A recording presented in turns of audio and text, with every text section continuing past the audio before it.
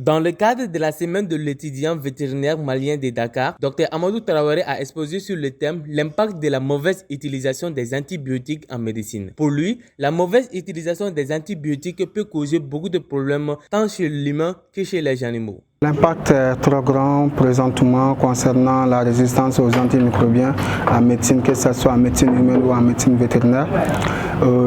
D'abord, on va pouvoir vraiment être à la situation de mauvais traitement de personnes humaines, surtout des humains et aussi des animaux.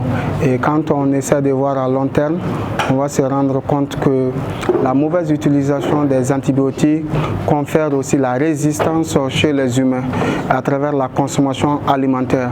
Et cette résistance aux humains va rendre difficile le traitement de certaines infections. Et tout comme on a remarqué dans ces derniers moments qu'il y a certaines personnes aux structures de santé humaine où ils ne seront pas à mesure de pouvoir être traités parce que les médicaments qui sont disponibles concernant les antibiotiques ne sont pas du tout à la hauteur pour les traiter et ne sont pas du tout capables de traiter nos animaux ni les humains.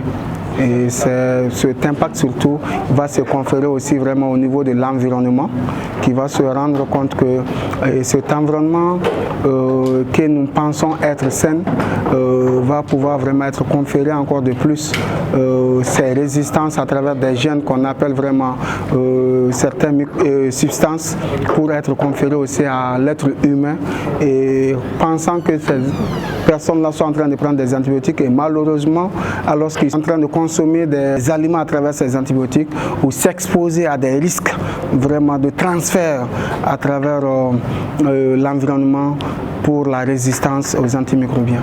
Alors de ce fait, il encourage les vétérinaires à faire bon usage des antibiotiques. Pour faire bon usage des antibiotiques, il est opportun, important de pouvoir travailler en collaboration. Que d'abord les vétérinaires sachent ou les médecins sachent qu'on ne doit pas traiter les gens n'importe comment et de façon systématique en prescrivant vraiment des antibiotiques. Il faut d'abord faire des préalables, faire un très bon diagnostic de suspicion et envoyer vraiment des échantillons au laboratoire pour pouvoir vraiment avoir la confirmation vraiment que c'est vraiment des bactéries à être traitées par des antibiotiques et aussi essayer de pouvoir voir si possible quel antibiotique pourrait vraiment traiter cette bactérie. Et c'est ça qui permet vraiment de faire une bonne utilisation des antibiotiques et réduire la résistance aux antimicrobiens. Par ailleurs, le thème la prise en charge des cas de morsure d'un animal suspecté de rage a été présenté par Dr Koulibaly Diarra Imedou. Ce thème est une importance pour la vie de l'humain et de l'animal. Alors, en cas de morsure d'un chien, dès que le chien a mordu, c'est que c'est un animal suspect de rage. Et donc, il faut tout de suite, pour la personne, il faut le vacciner. Ça, c'est la première chose à faire. Il faut que la personne se rende au centre d'immunisation qu'on appelle communément Banantoukoro.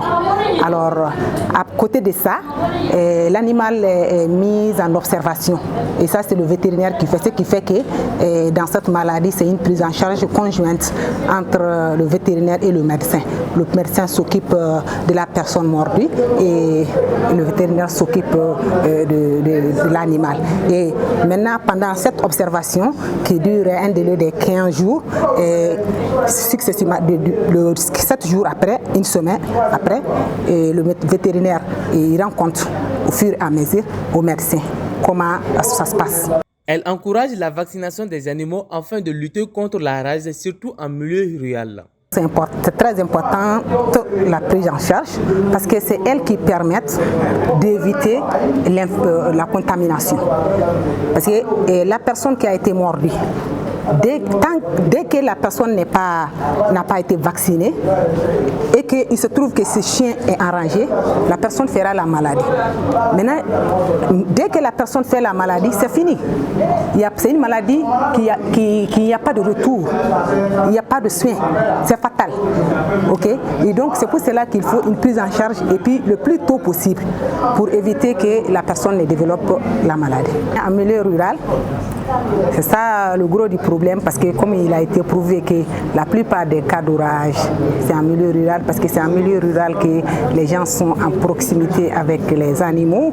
Les animaux sont considérés comme des membres de la famille. Et donc, comme on l'a si bien dit, en milieu rural comme en milieu urbain, le plus important c'est la vaccination. Même là-bas, les animaux doivent d'abord en prime abord être vaccinés. Alors, et qu'en cas de morsure, il faut vacciner les personnes. Mais maintenant, à côté de ça, que les personnes aussi évitent d'être très en contact, cette proximité-là, proximité avec les animaux, tout le temps en contact avec les chiens et surtout les enfants. Voilà, parce que les enfants, ils aiment bien être avec les chiens. En cas de morsure, ils le cachent. Et c'est un problème très complexe. Voilà, donc la meilleure façon de protection, que ce soit en milieu rural comme urbain, c'est la vaccination.